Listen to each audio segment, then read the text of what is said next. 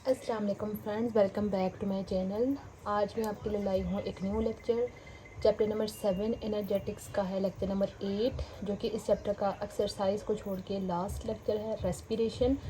Respiration के बारे में हम ऑलरेडी पीछे भी पढ़ चुके हैं कि रेस्पिरेशन यानी कि जो ये एक एक्सोथर्मिक प्रोसेस होता है और ये कहाँ पे होता है, लिविंग थिंग्स के अंदर होता है। जनरल हमने थोड़ा सा शॉर्ट सा इसके बारे में देखा था। इसके बारे में कुछ हम इसकी शॉर्ट सी प्रॉपर्टीज़ पहले देख लेते हैं कि रेस्पिरेशन जो होता है लाइफ गिविंग प्रोसेस है। Respiration is life giving process. ठीक है, लाइफ गिविंग प्रोसेस इसको क्यों बोल रहे हैं? क्योंकि ये लिविंग थिंग्स को एक ज़िंदगी दे रहा है। क्यों?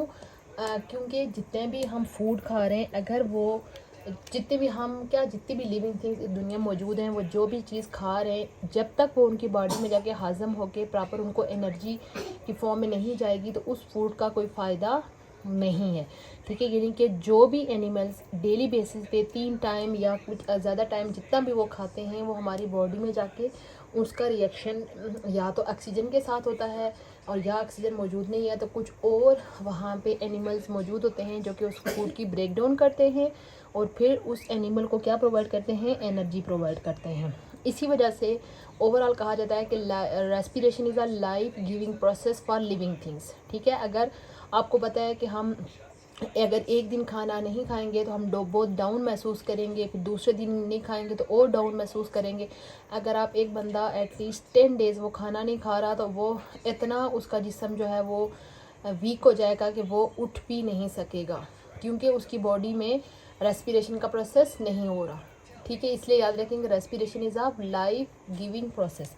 उसके बाद रेस्पिरेशन को क्या कहा जाता है? ये एक बायोलॉजिकल प्रोसेस है। Respiration is a biological process. ठीक है, ये बायोलॉजिकल प्रोसेस क्यों है? इसकी बायोलॉजिकल प्रोसेस क्यों इसको बोलते हैं? क्योंकि ये प्रोसेस कहाँ पे होता है? लिविंग थिंग्स में। ठीक है, ये प्रोसेस लिविंग थिंग्स में हो रहा है, जिस वजह से इसको बोला जाता है बायोलॉजिकल प्रोसेस।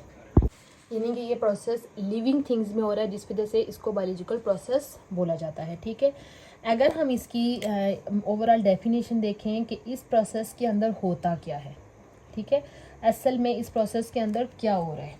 ठीक है, इसमें बेसिकली किसकी होती है? ब्रेक डाउन होती है फूड की।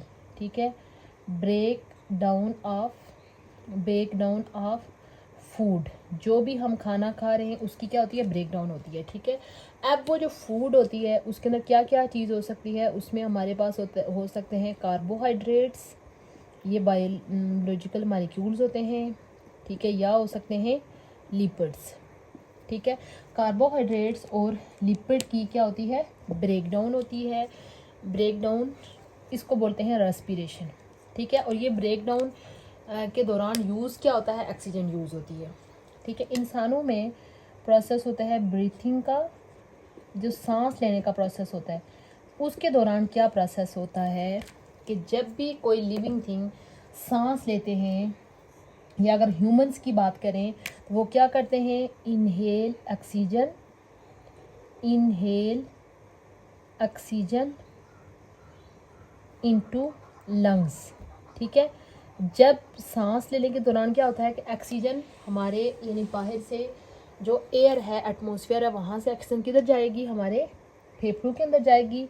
और दूसरा प्रोसेस क्या होता है? Removal of carbon dioxide from lungs. यानी कि हमारे फेफड़ों के अंदर मौजूद जो कार्बन डाइऑक्साइड है वो किधर जाएगी? रिलीज़ होके बाहर जाएगी। कभी अगर आप अपने सांस लेने के प्रोसेस को नोट डाउन करें तो आप देखेंगे कि आप एक टाइम हवा को अंदर लेके जा रहे हैं और एक टाइम हवा को क्या निकाल रहे हैं? बाहर निकाल रहे हैं। ठीक है, हवा को अंदर लेके जाना और फिर हवा को बाहर लेके आना। जो हवा हमारी बॉडी के अंदर जा रही है, असल में उसके अंदर कौन सी गैस जा रही है? ऑक्सीजन। और जो गैस हम अपने जिस्म से बाहर रिमूव कर रहे हैं वो गैस कौन सी है? कार्बन डाइऑक्साइड है। ठीक है, यानी याद रखें कि हमारे सांस लेने के अमल में हमारी बॉडी का कौन सा पार्ट इन्वॉल्व होता है? लंग्स इन्वॉल्व होते हैं। ठीक है, लंग्स का आपको पता है कि आगे बायो में आप पढ़ते होंगे कि लंग्स का जो लिंक होता है वो डायरेक्ट होता है हमारे जो दूसरा वाला सिस्टम होता है सर्कुलेटरी सिस्टम, उसके साथ होता है हमारा जो दिल होता है, उसके 2 पार्ट्स होते हैं।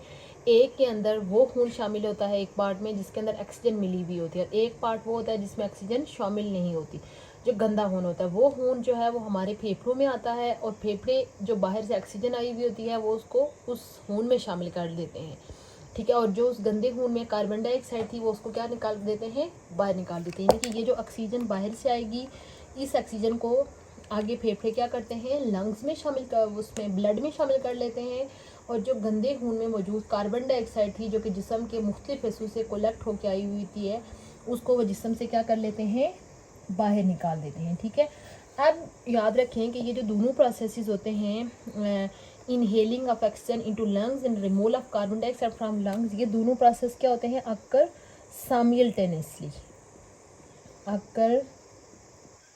साइमल्टेनियसली, यानी एक ही वक्त में, ठीक है, होते हैं साइमल्टेनियसली, यानी एक ही वक्त में, बट इनकी डायरेक्शन क्या होती है, अपोजिट होती है, बट इन अपोजिट डायरेक्शन, यानी सेम डायरेक्शन में नहीं हो रहे होते, अपोजिट डायरेक्शन में हो रहे होते। ऑक्सीजन अंदर जा रही होती है, कार्बन डाइऑक्साइड क्या होती है, बाहर आ रही होती है, ठीक है।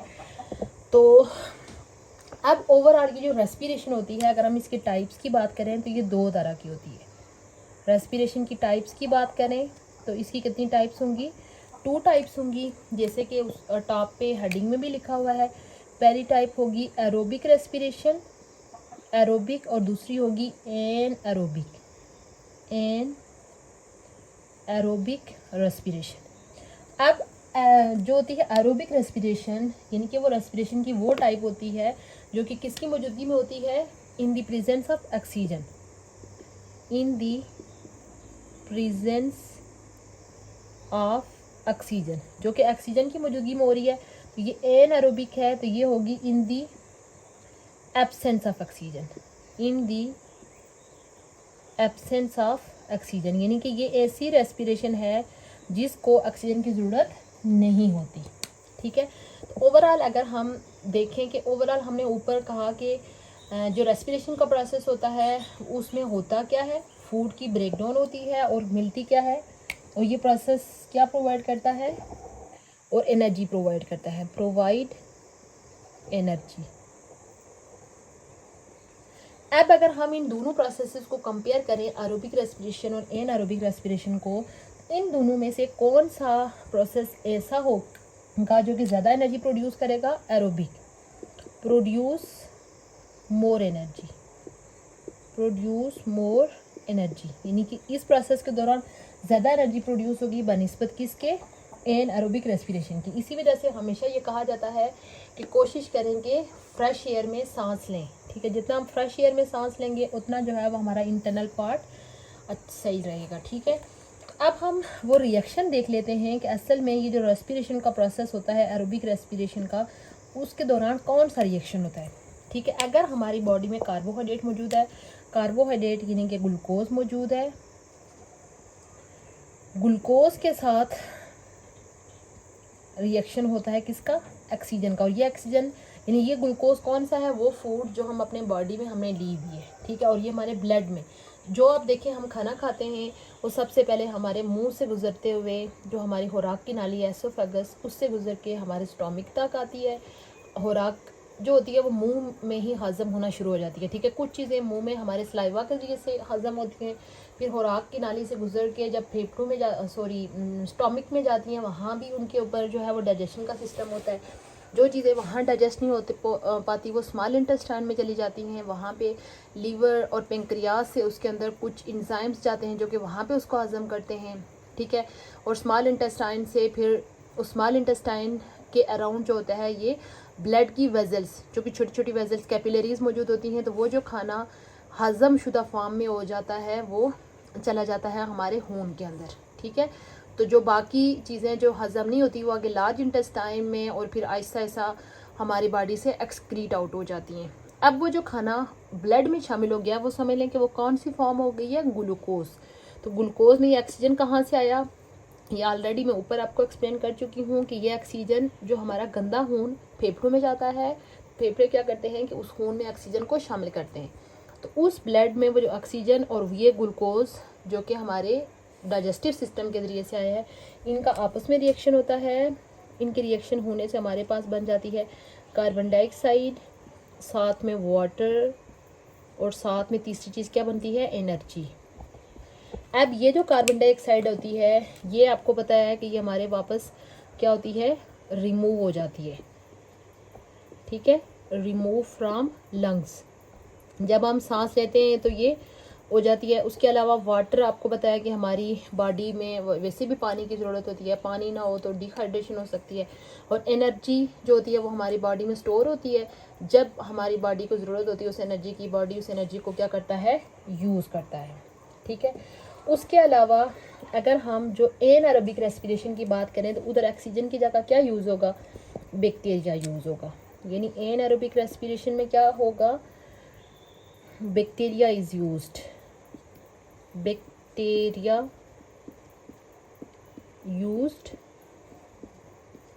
ठीक है, इसमें बैक्टीरिया का यूज़ होता है। तो असल में ये जो एनारोबिक रेस्पिरेशन का प्रोसेस होता कौन सा है, कहाँ पे होता है, ये ऑर्गेनिक मैटर के ऊपर होता है, ऑर्गेनिक मैटर।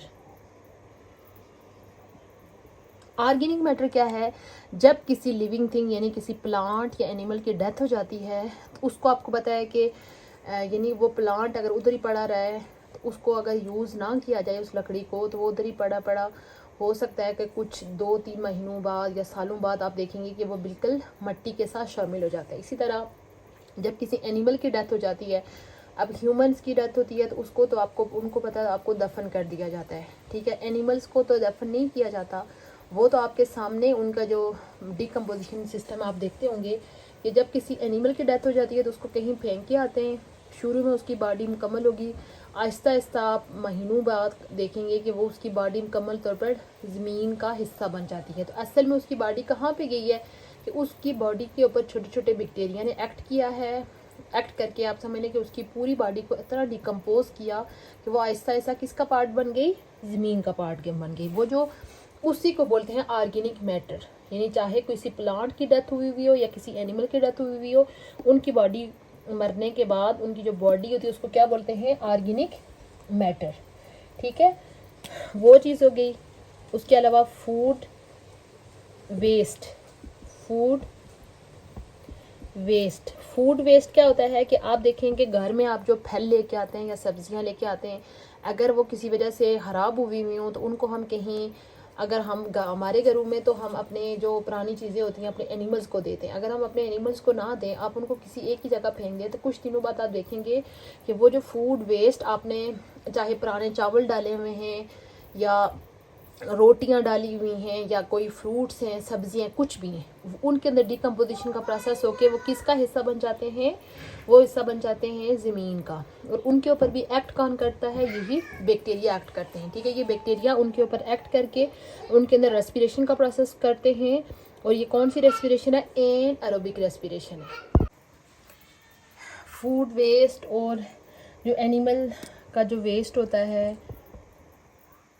एनिमल मन्यूर यानी कि जो हम अपने खेतों की ज़रख़ेज़ी को इंक्रीज़ करने के लिए जो अपने एनिमल्स का वेस्ट जैसे गोबर वगैरह जो है वो हम अपने खेतों में फेंकते हैं, उन सब के ऊपर किसका अटैक होता है, बैक्टीरिया का अटैक होता है। और बैक्टीरिया उनकी डिकम्पोजिशन करके असल में देखें इस प्रोसेस में भी एनर्जी प्रोवाइड हो रही है, किसको, ज़मीन को एनर्जी मिल रही है, ठीक है।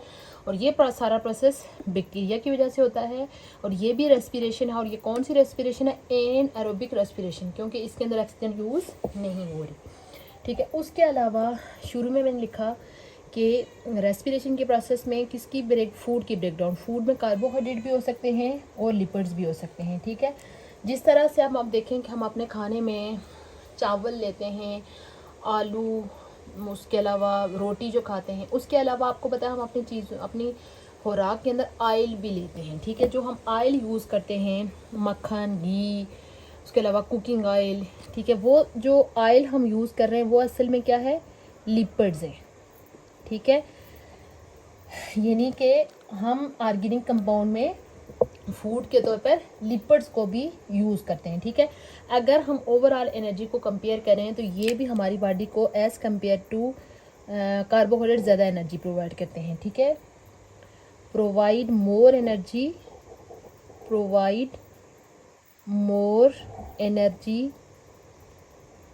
देन कार्बोहाइड्रेट्स की निस्बत अगर हम इनकी एनर्जी को कंपेयर करें तो ये इनकी जो होती है वो डबल एनर्जी होती है, किसकी, लिपिड्स की, ठीक है। और इनके अंदर भी किसका प्रोसेस होता है, ऑक्सीडेशन का प्रोसेस होता है, यानी ऑक्सीजन का रिएक्शन होता है लिपिड्स के साथ, तो तब जो है ये एनर्जी प्रोवाइड करते हैं, ठीक है। उसके अलावा जब इनकी ऑक्सीडेशन यानी कि लिपिड्स की ऑक्सीडेशन तब होगी जब हमारी बॉडी को ग्लूकोज से प्रॉपर मतलब नहीं मिल रही, ठीक है, यानी कि जब हमारी बॉडी में कार्बोहाइड्रेट्स की कमी हो जाती है तो उस टाइम हमारी बॉडी जो है वो एनर्जी कहाँ से हासिल करती है, ऑक्सीडेशन ऑफ लिपिड से, तब, ठीक है, जब यानी कि जो ग्लूकोज है वो इनफ एनर्जी प्रोवाइड नहीं कर रहा होता, ठीक है। When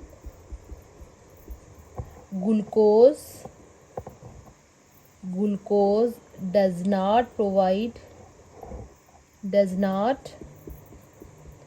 provide enough energy to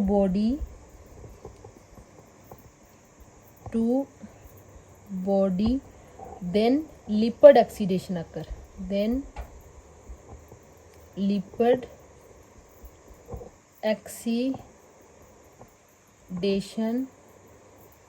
occur, ठीक है। यानी कि लिपिड की ऑक्सीडेशन कब होगी, जब ग्लूकोज हमारी बॉडी को प्रॉपर एनर्जी प्रोवाइड नहीं कर रहा होता, ठीक है। और मोस्टली ये तब होता है जब हम कोई चीज़ खेल रहे हो, ठीक है, या एक्सरसाइज कर रहे हो ड्यूरिंग, यानी कि ये लिपिड्स का यूज़ मोस्टली कब होता है, प्लेइंग और एक्सरसाइजिंग,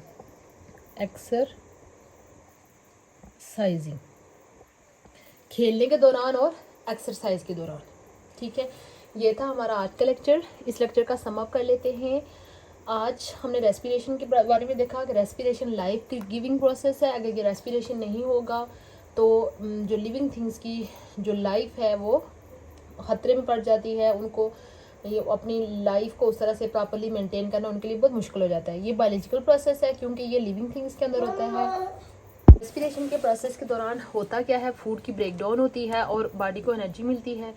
रेस्पिरेशन जो है उसमें ऑक्सीजन का बहुत रोल होता है, यानी ब्रीथिंग इन्वॉल्व होती है। ब्रीथिंग जो सांस लेने का प्रोसेस है जिसमें हम ऑक्सीजन को अपनी बॉडी में लेके जाते हैं और कार्बन डाइऑक्साइड को रिमूव करते हैं।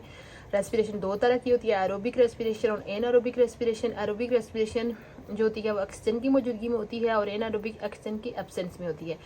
अगर हम एरोबिक रेस्पिरेशन का देखें तो ये ग्लूकोज और ऑक्सीजन का रिएक्शन होता है जिसमें हमारे पास कार्बन डाइऑक्साइड, वाटर और एनर्जी मिलती है।